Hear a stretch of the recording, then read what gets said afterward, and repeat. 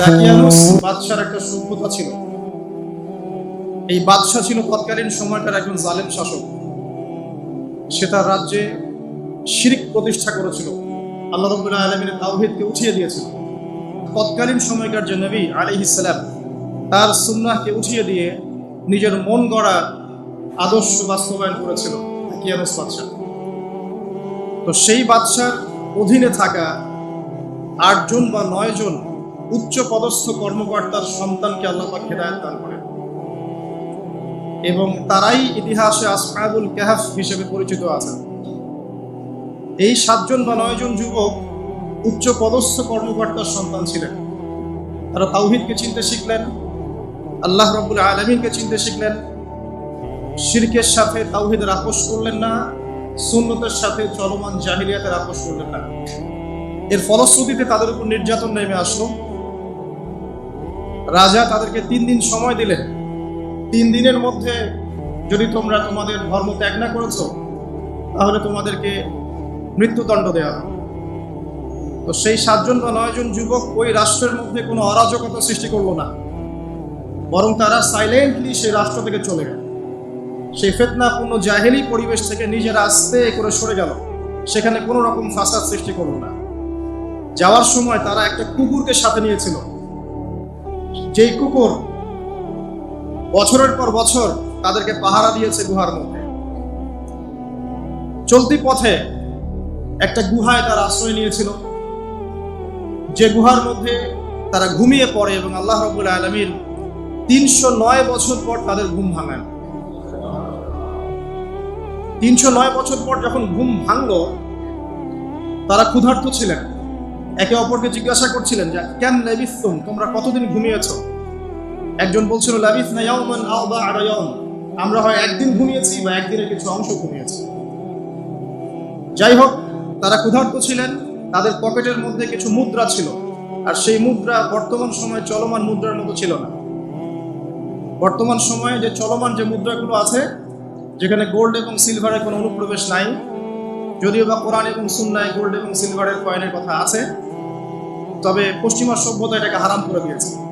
আর পশ্চিমা সভ্যতা কোনো কিছুকে হারাম করে দিলে সেটা সারা বিশ্বেই হারাম হয়ে যায়, আর পশ্চিমা সভ্যতা কোনো কিছুকে হালাল করে দিলে সারা বিশ্বেই সেটা হালাল হয়ে যায়।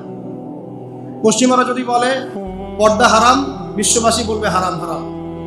তারা যদি বলে পর্নোগ্রাফি জেনা হালাল, সবাই বলবে হালাল হালাল। এখন মানুষ আল্লাহর ইবাদত হচ্ছে পশ্চিমাদের ইবাদত বেশি করে। আর এটা বলে রাখি, সূরা তাওবার 31 নম্বর আয়াতে আল্লাহ পাক বলেছেন, কেউ যদি আল্লাহ পাকের হালালকে হারাম করে নেয় আর আল্লাহ পাকের হারামকে হালাল করে নেয়, এটাকে আল্লাহ পাক কুফরি এবং শিরক বলেছেন। তো দাকিয়ানুস বাদশার যুগটাও ঠিক এমনই ছিল। তো তারা যখন সেই মুদ্রাগুলো নিয়ে বাজারে গেল খাবার কেনার জন্য, তখন তাদেরকে অ্যারেস্ট করা হলো। কি অভিযোগে? অভিযোগটা হচ্ছে যে তারা গুপ্তধন পেয়েছে, এই অভিযোগে। কিন্তু বাস্তবিক অর্থে তারা কোনো গুপ্তধন পায় নাই। তারা বলছিল আমরা গতকাল মাত্র এখান থেকে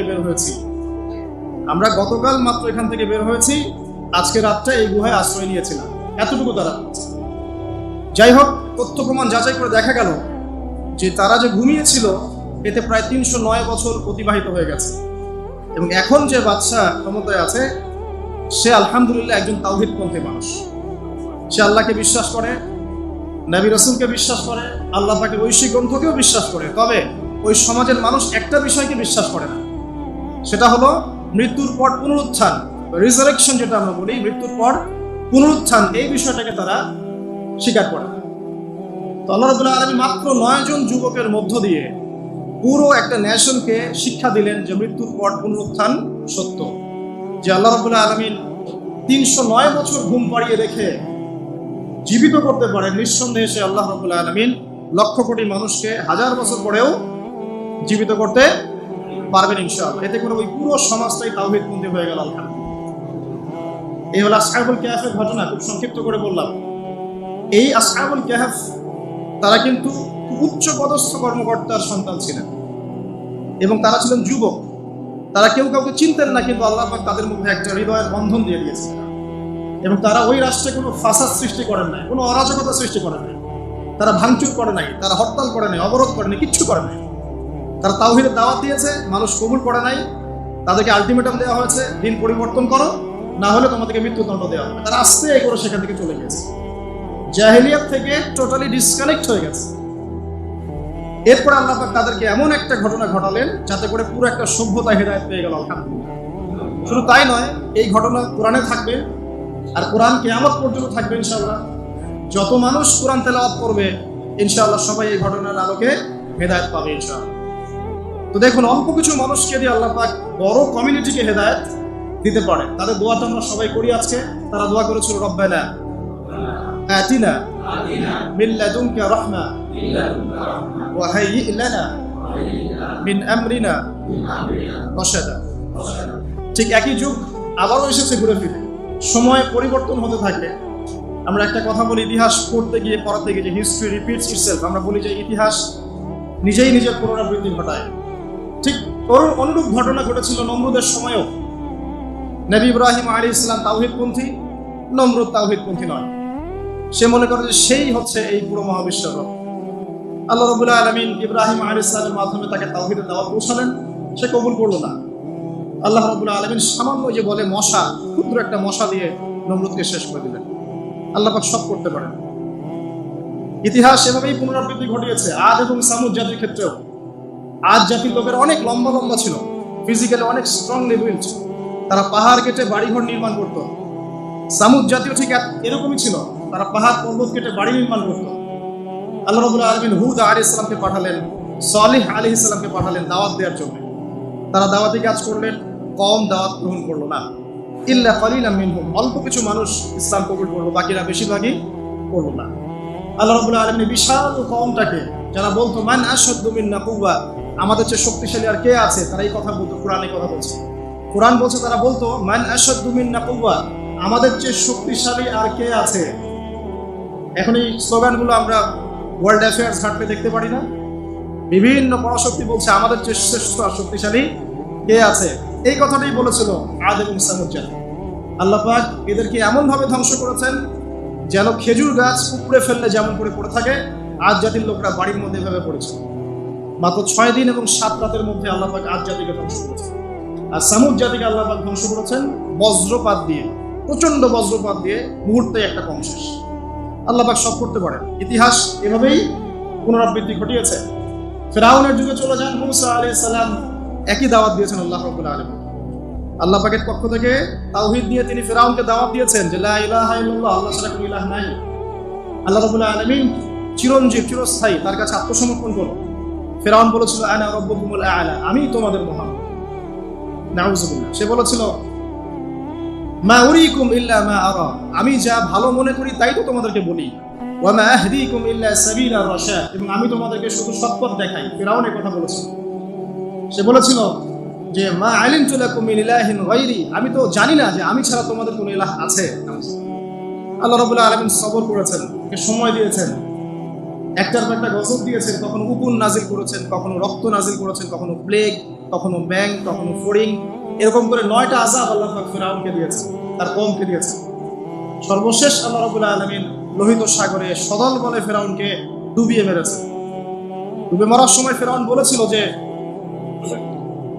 আমানতু বিরাব্বি হারুন ওয়া মূসা, আমি এখন হারুন এবং মূসার রবের প্রতি ঈমান আনলাম। ডুবে মরার সময় ফিরআউন এই কথাটা বলেছিল। তখন আল্লাহ রাব্বুল আলামিন বলেছেন আল-আন, এখন, ওয়াকাদ আসাইতা মিন ক্বাবল, এর পূর্বে তুমি বিরুদ্ধাচরণ করেছো। আল-ইয়াউমা নুনাজ্জিকা বিবাদানিক, আজকে আমি তোমার বাদন মানে তোমার দেহটাকে সংরক্ষণ করব, প্রিজার্ভ করব। কি জন্য প্রিজার্ভ করব? মিউজিয়ামে রেখে দেওয়ার জন্য? মিশরের মিউজিয়ামে রেখে দেওয়ার জন্য? কি কারণে প্রিজার্ভ? লিতাকুনা লিমান খালফাকা আয়া, তোমার পরবর্তীতে যারা আসবে পৃথিবীতে ওদের সবার জন্য তুমি নিদর্শন হয়ে থাকবে। এই কারণে তো ফিরআউনের পরে তো হাজার হাজার বছর চলে গেল, এবং এই হাজার বছরে আমরা দেখেছি আরো হাজারটা ফিরআউন এসেছে পৃথিবীতে। তাদের সবার জন্য এই ফিরআউনের মমিটা ছিল কি? নিদর্শন। কে আল্লাহ নিদর্শনের পরোয়া করে? আল্লাহ পাকে নিদর্শনের কে পরোয়া করে? আমাদের কনসেপ্ট এখন এমন, ইন হিয়া ইল্লা হায়াতুনিদ দুনিয়া, এই দুনিয়ার জীবনটাই আমাদের হায়াত। নামুতু ওয়া নাহইয়া, আমরা এখানেই বাঁচি, এখানেই মরি। ওয়া মা নাহনু বিমাবউসিন, আর আমাদেরকে পুনরুত্থিত করা হবে না। কোনো মানুষ যদি পরকালীন কনসেপ্ট লালন করে চলে, সেই মানুষ কি বেনামাজি থাকতে পারে কিনা? সেই মানুষ কি যাকাত না দিয়ে থাকতে পারে কিনা? যে মানুষ পরকালে বিশ্বাস করে যে আল্লাহর সামনে আমাকে দাঁড়াতে হবে একা একাই, আমার ইমাম, আমার পীর, আমার অমুক, আমার তমুক নেতা নেত্রী কেউ আমার সাথে যাবে না, আমাকে একা আমার আল্লাহর সামনে দাঁড়িয়ে হিসাব দিতে হবে, এই কথা যে চিন্তা করে সে কি নামাজ না পড়ে থাকতে পারে কিনা, সে কি জাকাত না দিয়ে থাকতে পারে কিনা, সে কি দুর্নীতি করতে পারে কিনা, মানুষকে ঠকাতে পারে কিনা, সে কি সুদ খেতে পারে না ঘুষ খেতে পারে, সে কি জেনা করতে পারে, সে কি কাপড় খুলে দিয়ে উন্মুক্ত হয়ে ঘুরতে পারে কিনা? এখন তো উন্মুক্ত হওয়ার সংস্কৃতি চলছে নাকি? ইবলিস যখন আদম আলাইহিস সালাম এবং হাওয়া আলাইহিস সালাম তাদেরকে যখন জান্নাত থেকে বের করিয়ে দেয়, প্রলোভন দিয়েছিল, মিথ্যা প্রলোভন, যে হাল আদুল্লুকুম, হে আদম এবং হাওয়া, আমি কি তোমাদেরকে জানিয়ে দিব, আলা শাজারাতিল খুলদি ওয়া মুলকিন লা ইয়াবলা, হে আদম এবং হাওয়া, আমি কি তোমাদেরকে জানিয়ে দিব এমন একটা গাছের ব্যাপারে যেই গাছের ফল খেলে পরে তোমরা চিরস্থায়ী হয়ে যাবে এবং কোনোদিন মরবে না। এই যে চিরস্থায়িত্বের টোপ আর অমরত্বের টোপ, এই দুইটা টোপ দিয়ে আমাদের পিতামাতাকে ইবলিস জান্নাত থেকে বের করে দিয়েছে। তখন আল্লাহ পাক বললেন যে ইয়া বানি আদম, হে বনু আদম, আদমের সন্তান যারা আছো, আমাদেরকে আল্লাহ পাক বলছে তোমরা শোনো, লা ইয়াফতিনান্নাকুমুশ শাইতান, শয়তান যেন তোমাদেরকে ফিতনায় না ফেলে, কামা আখরাজা আবাওয়াইকুম মিনাল জান্নাহ, ঠিক যেমন করে তোমাদের পিতামাতাকে শয়তান জান্নাত থেকে বের করে দিয়েছে। যেহেতু আমাদের পিতা আর মাতাকে শয়তান জান্নাত থেকে বের করে দিয়েছে, আল্লাহ পাক এই আদমের সন্তানদেরকে বলছেন তোমরা সতর্ক থেকো, তোমাদেরকে যেন শয়তান জান্নাত থেকে যেভাবে বের করেছিল তোমার পিতামাতাকে এমন করতে না পারে। আর কি করতে না পারে? ইয়ানজিউ আনহুমা লিবাসাহুমা লিউরিয়াহুমা মিন সাওআতিহিমা, পুরো দেখেন সূরা আরাফ। আল্লাহ বলছেন মনে রেখো আদমের সন্তানরা, ইবলিস কিন্তু শুধু তোমার পিতামাতাকে জান্নাত থেকে বের করেই দেয় নাই, বরং গাছের কাছে নিয়ে গিয়েছিল, ফল খাওয়ার সাথে সাথেই তাদের গায়ের পোশাক খুলে পড়ে গিয়েছে। তাহলে আমাদের পিতামাতাকে জান্নাতে নগ্ন করে দিয়েছিল কে? সেই কথা আল্লাহ পাক বলছেন আদম সন্তানদেরকে তোমরা সতর্ক থেকো, তোমাদেরকে যেন ইবলিস নগ্ন করতে না পারে, ঠিক যেমন করে তোমাদের পিতামাতাকে করেছে। তাহলে এখন যে পুরো বিশ্ব জুড়ে নগ্নতার যে সংস্কৃতি চলছে এরা কার এজেন্ডা বাস্তবায়ন করছে বুঝতে পারছেন? কোরআন পড়েন, পৃথিবীতে যত সভ্যতা চলে গেছে, ব্যাবিলনের সভ্যতা, চাইনিজদের সভ্যতা, তারপরে যে আমাদের মাও সেতুং, ইতালির মুসোলিনি, এদিকে জ্যাপন সার্তে, এদিকে আপনার ফিডেল ক্যাস্ট্রোর কথা বলেন, ওই পশ্চিমা সভ্যতা বাদ দিয়ে যত বড় বড় সভ্যতা রিনাউন্ড, সবার পোশাক ছিল শালীন। আমি চ্যালেঞ্জ করলাম, বুঝে দেখেন, চাইনিজদের পোশাক দেখেন, আগেকার পোশাক, 1000 বছর আগের পোশাক, শালীন পোশাক, তারা কিন্তু মুসলিম ছিলেন না। আপনি এই ব্যাবিলনের সভ্যতা দেখেন, ব্যাবিলনের সভ্যতা অনেক প্রাচীন না? এই সভ্যতার পোশাক দেখবেন এটা অশালীন পোশাক ছিল না। এমনকি আইয়ামে জাহিলিয়াত যেটা আমরা বলি, নবী সাল্লাল্লাহু আলাইহি ওয়াসাল্লাম যখন জন্ম নেননি তার আগের সময়, ওই সময়ে যে মানুষ জেনা করতো, মেয়েকে যে কন্যা সন্তানকে জীবিত দাফন করতো, তারপরেও ওদের পোশাক শালীন ছিল। হঠাৎ করে বিশ্বে একটা সভ্যতা আসলো পশ্চিম থেকে, তারা বললো যে পোশাক শর্ট হতে হতে হতে হতে এক পর্যায়ে বিকিনি পরে পড়া শুরু, এবং এখন ওরা সারা বিশ্বে ওটা ছড়িয়ে দিচ্ছে, আমরা সবাই ওটাকে গ্রহণ করছি। আবার বলছি 1000 বছর।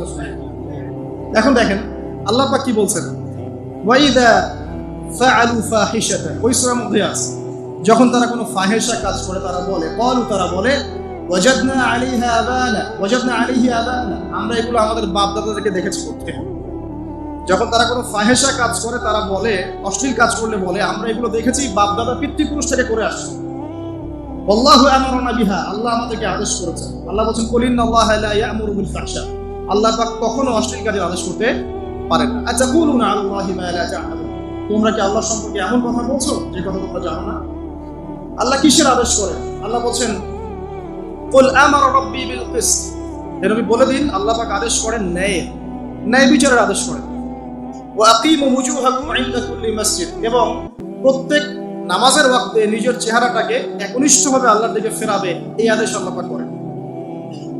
ওয়া আকিমু ওয়ুজুহাকুম ইনদা কুল্লি মসজিদ ওয়াদউহু মুখলিসিনা লাহুদ্দিন, এবং একনিষ্ঠভাবে তোমরা আল্লাহকে ডাকবে, দোয়া করবে, এই আদেশ আল্লাহ পাক করেন। আল্লাহ পাক কি অশ্লীল কাজের আদেশ করতে পারেন?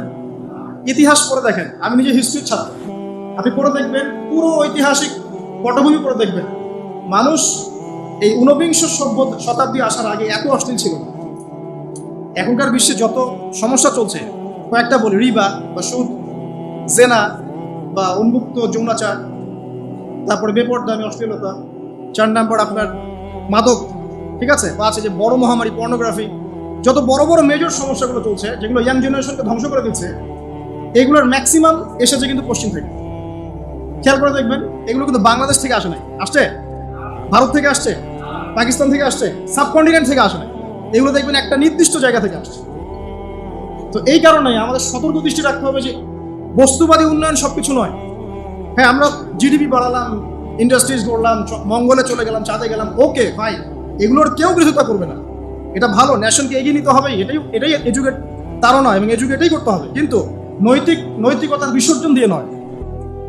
নৈতিকতার বিসর্জন দিয়ে ধর্ম থেকে দূরে চলে এসে নাস্তিকতায় বিশ্বাসী হয়ে আল্লাহকে বাদ দিয়ে, রাসূলকে বাদ দিয়ে এই বস্তুবাদী উন্নয়ন আমাদের পরকালকে বাঁচাতে পারবে না। পরকালকে বাঁচিয়ে রেখে আমার দুনিয়াবী উন্নয়ন করতে হবে, এবং দুনিয়ার উন্নয়নটা অবশ্যই জরুরি।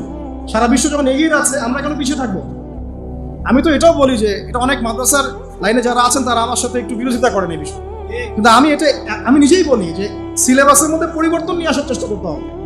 শুধুমাত্র এককেন্দ্রিক শিক্ষা কেন শিক্ষিত হবে? এই যুগে চলার জন্য যে উপকারী জ্ঞানগুলো দরকার সেগুলো শিখতে হবে আমাদেরকে। আমাদের আইসিটির জ্ঞানের দরকার আছে, আমাদের ইংরেজির জ্ঞানের দরকার আছে, ম্যাথামেটিক্স দরকার আছে, সায়েন্সের দরকার আছে, আমাদের তথ্য প্রযুক্তি জানতে হবে, অর্থনীতির জ্ঞানের দরকার আছে, পলিটিক্যাল সায়েন্সের দরকার আছে, জিও পলিটিক্স দরকার আছে। এগুলো বাদ দিয়ে শুধু যদি আমি মুখস্থ করে যাই, এই জ্ঞানটা আমার কি কাজে দেবে আমাকে? এই কথাটা অনেকে নেগেটিভলি নেয়, কিন্তু আমি আসলে তাদের ব্যাপারে তাদের সাথে তর্ক করতে চাই না। আমি আমার কনসেপ্ট লালন করি, আমি এতটুকুই বলছি। এবং যারা শিক্ষিত মহল আছেন, বুদ্ধিজীবী মহল আছেন, যারা দেশ সম্পর্কে ভাবেন, জাতি নিয়ে ভাবেন, উম্মা নিয়ে ভাবেন, তারা কিন্তু আমার সাথে একমত হবে ইনশাআল্লাহ যে আমরা কিন্তু এই জায়গাটাতে পিছিয়ে পড়তেছি।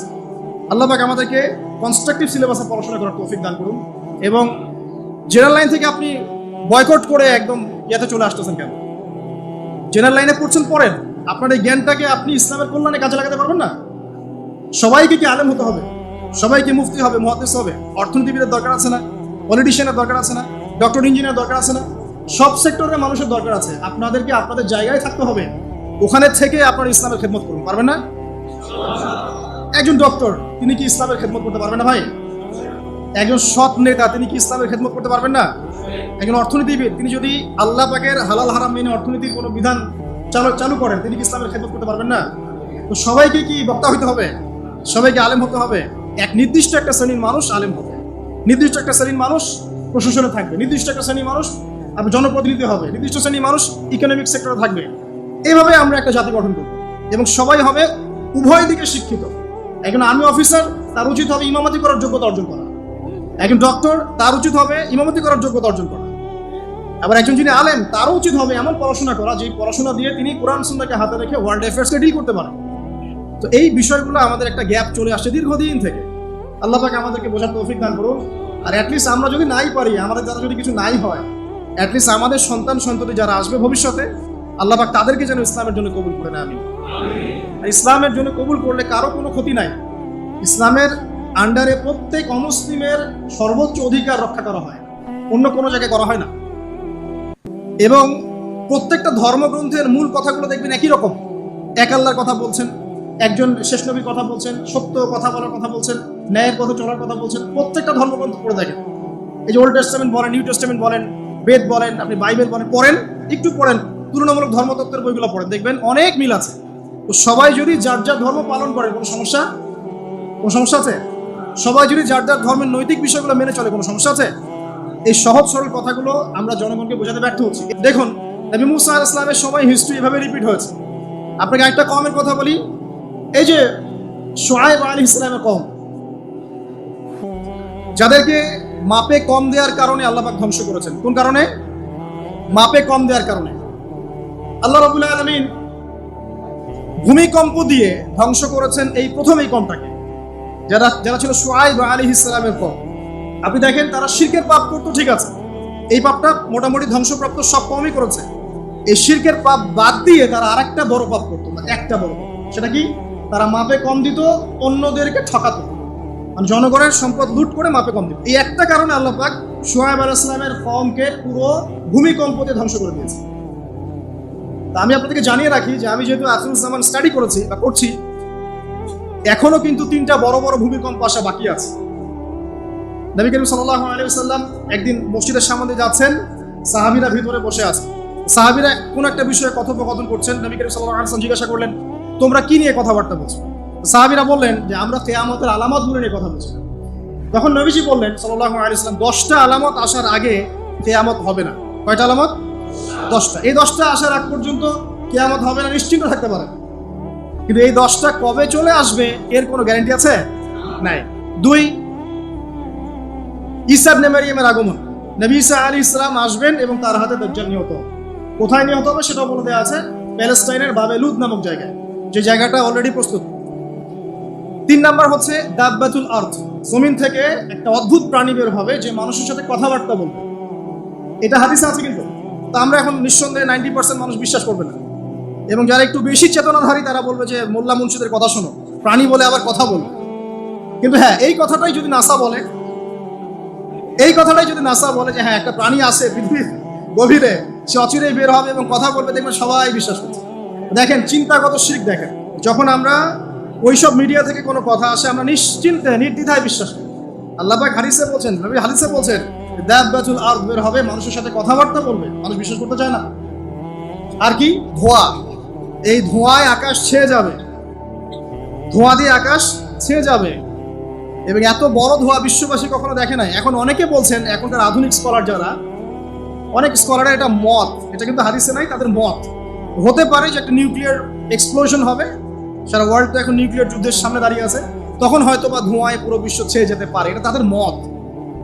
এটা হতেও পারে, নাও হতে পারে, হওয়ার সম্ভাবনা কিন্তু আছে, উড়িয়ে দেওয়া যাচ্ছে না। ঠিক আছে? 4টা। 5 কি? 5 হচ্ছে ইয়াজুজ আর মাজুজ। ইয়াজুজ আর মাজুজ এই প্রকৃতি বের হবে, এরা কিন্তু আদম সন্তান এবং তারা পৃথিবীর পানি খেয়ে শেষ করে ফেলে দিবে।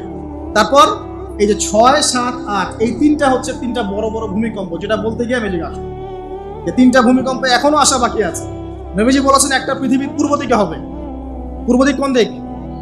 এই যে Indonesia, Malaysia, Bangladesh, Pakistan, Myanmar, আপনার শ্রীলঙ্কা, এই পুরো কন্টিনেন্ট পূর্ব দিক, পৃথিবীর পূর্ব দিক। কোন কান্ট্রি এটা তো বলা হয়নি, পূর্ব দিক বলা হয়েছে। এবং এখানে ভূমিকম্প বলা হচ্ছে না, বলা হচ্ছে ভূমি ধসে যাবে, মানে পুরো ভূমিটা নিচে চলে যাবে। এখন যারা এগুলো নিয়ে গবেষণা করেন তারাও কিন্তু সেম কথাই বলছেন, খেয়াল করে দেখেন। তারা হয়তো বিজ্ঞান দিয়ে ব্যাখ্যা করছেন, কিন্তু হাদিসে কিন্তু এটা বলা আছে। আরেকটা হচ্ছে পৃথিবীর পশ্চিম দিকে। আর পশ্চিম দিকে কেন হবে জানেন? সমকামিতার কারণে, সুদের কারণে, জেনার কারণে, এবং সারা বিশ্বকে তারা যে জুলুমটা করছে, এই জুলুমের প্রতিফল হিসেবে আল্লাহ পাক ঘোষিত। এর কোনো অস্তিত্বই থাকবে না।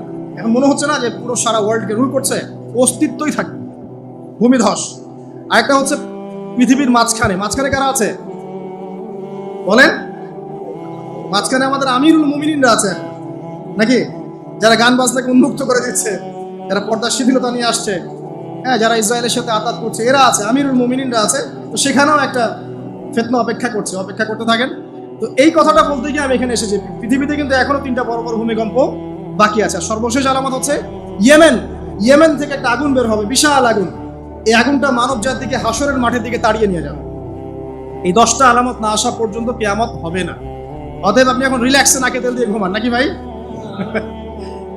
এই 10টা আলামত না আসা পর্যন্ত কিয়ামত হচ্ছে না। তবে এই 10টা আলামত আসার পটভূমি কিন্তু তৈরি হয়ে যাচ্ছে, এটা আমাদের খেয়াল করতে হবে। আচ্ছা আসেন, এই যে শুআয়ব আলাইহিস সালামের কওমকে যে ভূমিকম্প দিয়ে ধ্বংস করা হলো, এই ভূমিকম্প কখন আসে? আল্লাহ পাক বলছেন তার রাসূলের মাধ্যমে, যখন সমাজের মধ্যে পাপ বেড়ে যাবে, অশ্লীলতা বেড়ে যাবে, মানুষ মাদককে হালাল মনে করা শুরু করবে, জিনাকে হালাল মনে করা শুরু করবে, এবং এই যে বেপরদামি বেড়ে যাবে, তখন সমাজের মধ্যে ভূমিকম্প দেখা দিবে, ভূমিধস দেখা দিবে। গান বাজনা, বাদ্যযন্ত্রকে মানুষ হালাল মনে করা শুরু করবে, তখন এগুলো আসবে। তো এগুলো কি আসার বাকি আছে? এখন কি মনে হচ্ছে? আল্লাহ পাক আমাদেরকে হেফাজত করুন, আমিন। বাঁচার উপায় কি? ওই যে বললাম, রব্বানা বলেন, আতিনা মিন লাদুনকা রাহমা ওয়া হাইয়্যি লানা মিন আমরিনা রাশাদা। এভাবেই ইতিহাস নিজেকে পুনরাবৃত্তি ঘটিয়েছে। কওমে লূত, মনে আছে? লূত আলাইহিস সালামের কওম, ইব্রাহিম আলাইহিস সালামের ভাতিজা ছিলেন লূত আলাইহিস সালাম। তাকে আল্লাহ পাক একটা কওমকে দাওয়াত দেওয়ার জন্য পাঠালেন, যেই কওম এমন পাপ করছে যেই পাপ ইতিহাসে কেউ কখনো করে নাই। ওই কওমের আগ পর্যন্ত পৃথিবীতে কেউই এই পাপটা কখনো করে নাই। কি পাপ? কে বলতে পারবেন? এখন তো অ্যাভেলেবল দেখছি আমরা, এখন আর অ্যাভেলেবল দেখছি না। ছেলে বিয়ে করছে, মেয়ে বিয়ে করছে, এবং বড় বড় কান্ট্রিজ যেগুলো আছে, আমেরিকা, ব্রিটেন, অস্ট্রেলিয়া, কানাডা, সব জায়গায় এগুলো হালাল। এগুলো হালাল। স্বাধীনতা, বাক স্বাধীনতা। আর আপনি চাইলে একটা মেয়েকেও বিয়ে করতে পারেন, ছেলেকেও করতে পারেন। আবার কোরআনে বলেছে ছেলে ছেলে সমকামীর কথা, কিন্তু এই যুগে এসে আমরা দেখছি মেয়ে মেয়েও সমকামী। সুবহানাল্লাহ। এবং এটা আমাদের দেশে ছড়িয়ে পড়ছে, এটা কিন্তু অ্যালার্মিং একটা বিষয়। আমরা সবাই বাইরে ভালো মানুষের মুখোশ ধরে আছে ঠিকই, কিন্তু ভিতরে ভিতরে সমাজ এগুলো চলছে। এগুলোকে যদি এখনই আমরা পেট্রোনাইজ করতে, মানে আমরা যদি এটাকে ডিফেন্ড করতে না পারি, তাহলে কিন্তু সমস্যা। আগামীতে দেখা যাবে যে আমাদের পরিবারের মধ্যে এগুলো ঢুকে যাচ্ছে, নাউজুবিল্লাহ। আমরা জরিপ বলছে যে 20 থেকে 30 জন মানুষের মধ্যে একজন মনে করে যে সমকামিতা ভালো জিনিস বা এটা একটা স্বাধীনতা। আপনি কেমব্রিজ অক্সফোর্ডের ডিকশনারি ঘাটলে দেখবেন সেখানে আগে বলা হতো যে এটা একটা মানসিক রোগ। আপনি 10 বছর আগের ডাটা দেখেন আর 10 বছর পরের ডাটা দেখেন, এখন আপনাকে বলা হবে এটা একটা বাক স্বাধীনতা। আগে বলা হতো মানসিক রোগ। তো এই কম ছিল কওমে লূত। আল্লাহ পাক এদেরকে এমনভাবে ধ্বংস করেছেন যেভাবে পৃথিবীতে কোনো কওমকে আল্লাহ পাক ধ্বংস করেন, কাউকে না। কিভাবে? আল্লাহ পাক 2 জন ফেরেশতা পাঠিয়েছিলেন, জিবরাইল আলাইহিস সালাম এবং মিকাইল আলাইহিস সালাম। তাদেরকে সুন্দর যুবকের আকৃতিতে পাঠিয়েছেন, সুন্দর সুন্দর যুবক।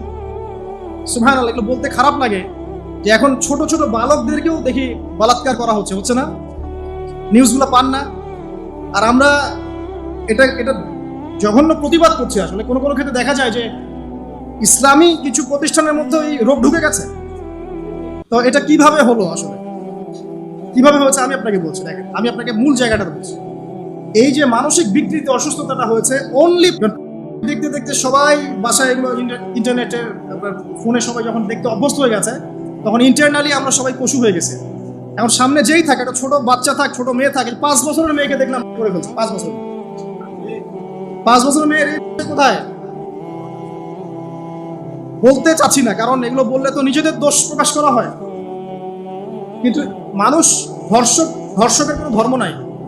সে হিন্দু, মুসলিম, নাকি বৌদ্ধ, খ্রিস্টান, না আলেম জালেম, এগুলো ধর্ম দেখার সময় নাই।